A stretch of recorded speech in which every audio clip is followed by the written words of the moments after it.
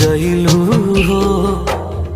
होलिया में साथ हमारा छल गइलू हो।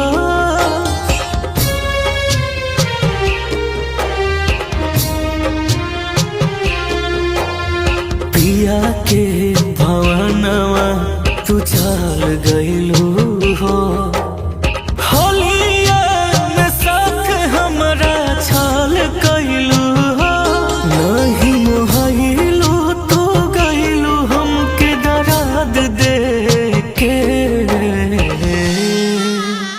हाथे में अबीर लेके चारों ओर दीवाना देखे पूछा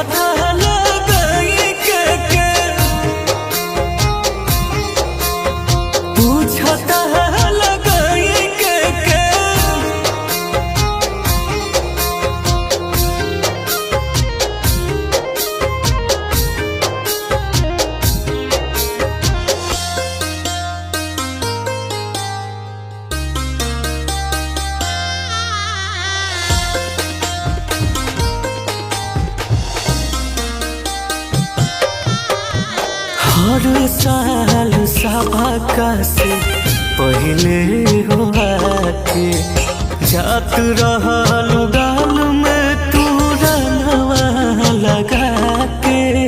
होता बे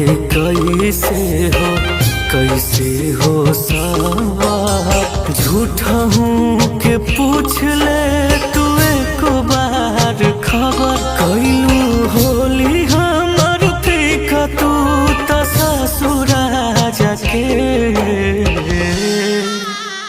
हाथे में अबीर लेके चारों ओर दीवाना देखे